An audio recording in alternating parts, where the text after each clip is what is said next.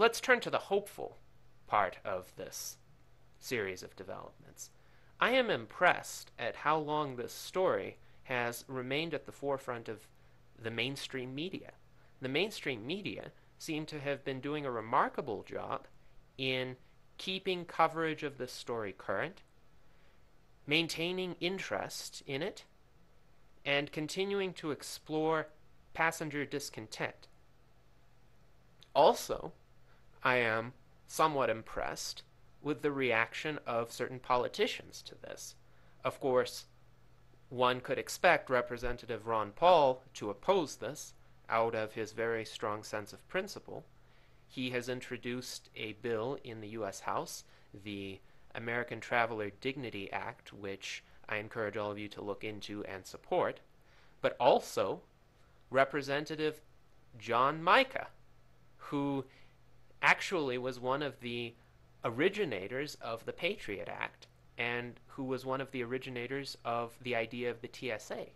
He has come out saying that the TSA has become something that he completely did not intend for it to become.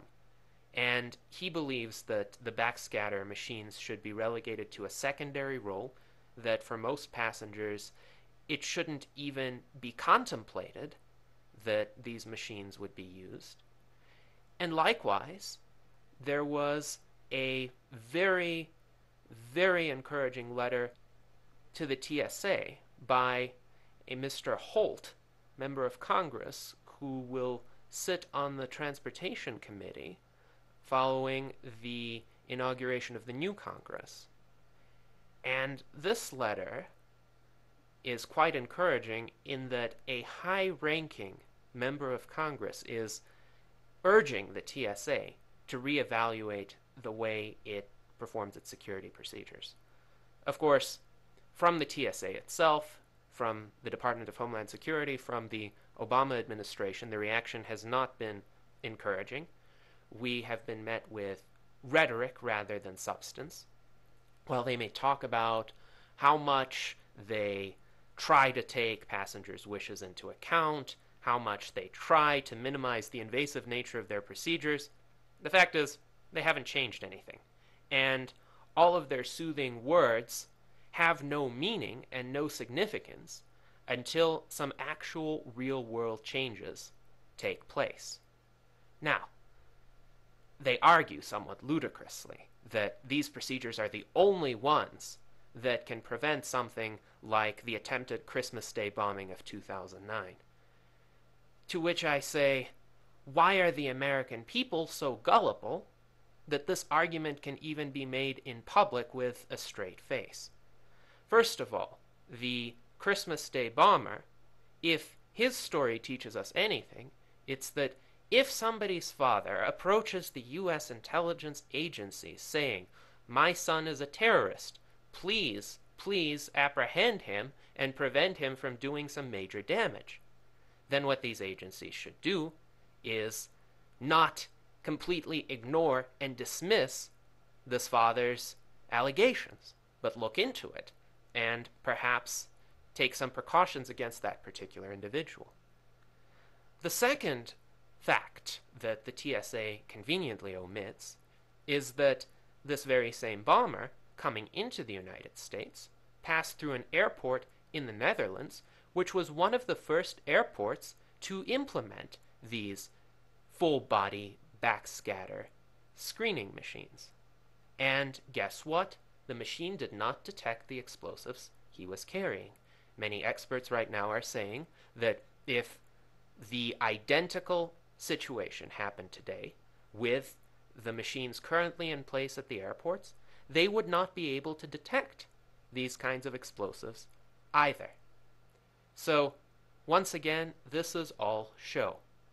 Truly effective security doesn't compromise anyone's liberties, doesn't inconvenience innocent people, and is barely noticeable except to those who actually intend to do wrong.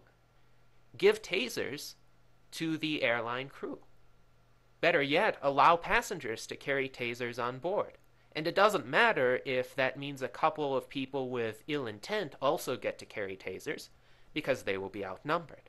Remember, in every situation where a terrorist attack has been averted, it has not been averted by the TSA. The TSA has stopped a grand total of 0 terrorists during all of its existence. Whenever a terrorist attack has been averted, it was averted by passengers, using whatever makeshift means were at their disposal in order to protect their lives and the lives of others. This should tell us something. All of these, billions of dollars wasted, millions of human hours wasted, millions of people's dignity infringed upon, people humiliated, handicapped individuals being forced to endure literal physical torture, cancer survivors being forced to undergo unspeakable humiliation, children being touched, stripped, molested. All of this is for nothing. There are no security benefits there. Don't tell me that taking off the clothes of a 3-year-old child, as was recorded in a certain video, is necessary to prevent a bombing. Don't tell me that forcing a bladder cancer survivor to fail to fulfill his bodily functions in the intended manner is going to prevent a bomb from going off anywhere. This is just a power trip on the part of the TSA. And once again, I don't believe that all TSA employees are responsible for this, or that all TSA employees are perverts, though undoubtedly there are some among them, and there are some who explicitly violate even the instructions they've been given and perform much more invasive screenings than what they're authorized to do. But it's clear that the leadership of the TSA and the Obama administration are definitely employing this as a power grab, an attempt to redefine the political landscape and redefine the government's relationship to the American people. This is something that should not be allowed to happen. This goes beyond just a mere inconvenience. It goes into the realm of what does it mean to be a free person? And what is the role of the government? Is the role of the government to be your master? Or is the role of the government to be your servant and to carry out the wishes of the individuals whom the government is supposed to serve without violating any of their rights? That means that just because a majority supports a particular practice does not make it right. Just because a majority thinks that a minority should be treated essentially without any respect at all doesn't mean that this should be allowed to happen. This is why we have a Bill of Rights in this country. And it disappoints me that the American people have fallen so far short of that ideal and fail even to recognize this ideal at times. In any case, perhaps it might be possible for enough people to choose alternative means of transportation that the airlines themselves will start to complain because their pocketbooks will be hit. And then, because the airlines are politically more powerful than ordinary private individuals, we might see some real change.